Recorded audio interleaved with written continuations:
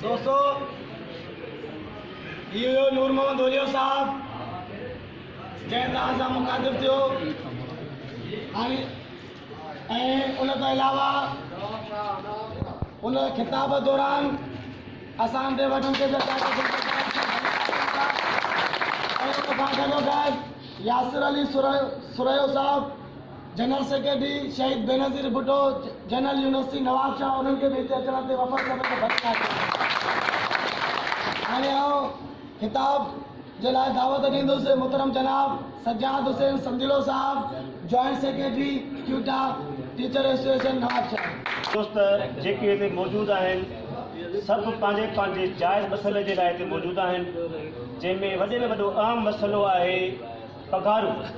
उहे पघारूं न सिर्फ़ु उन फर्दनि जूं आहिनि पर उहे पघारूं असल में ख़ानदाननि जूं आहिनि।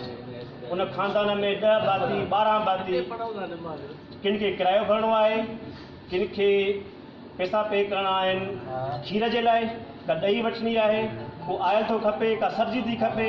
लाज़मी आहे 15 ॾींहं थोरा न आहिनि, 17 ॾींहं थोरा न आहिनि। ही नाइंसाफ़ियूं हमेशह रहियूं आहिनि। जॾहिं साईं जन PVC हुया तंहिंजे बावजूदि बि इहे मसइला 2014 में अराइज़ थिया। असां विटनेस आहियूं उन दौर जा बि। त 2015 में साईं जन खे PVC शिफ्टां जॾहिं जो टेन्यूअर पूरो थियो त उहो टेन्यूअर वरी वापसि न आयो। त असांखे उमेदु हुई त जेकॾहिं साईं जन खे एज़ अ वाइस चांसलर हिन इदारे जो सरबराह करे पेश कई वञे त ख़ुशी थींदी असांखे त असांजी यूनिवर्सिटी मां ई हुजे।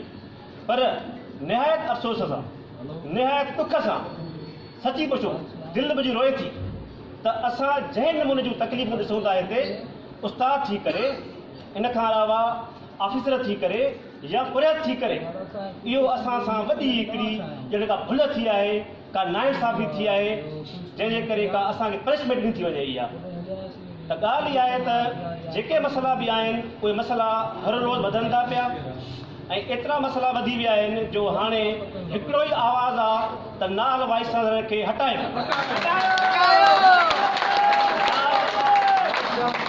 नाल वाइस चांसलर खे हटायो।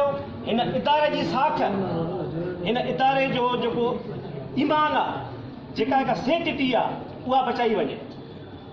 मां उस्ताद आहियां, 20 ग्रेड जो जेको ऑफिसर आहियां। मां पंहिंजी ज़िंदगी में 13 साल इदारे खे ॾिना आहिनि, 2 साल मां सिंधी ॾिना आहिनि।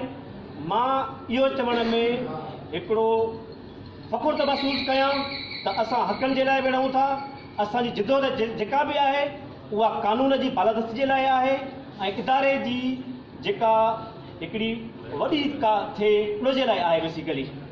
त असां इदारे खे बचायूं ऐं इदारे खे बचाइण जो वाहिद हल इहो आहे त वाइस चांसलर साहिब खे हटाए वञे।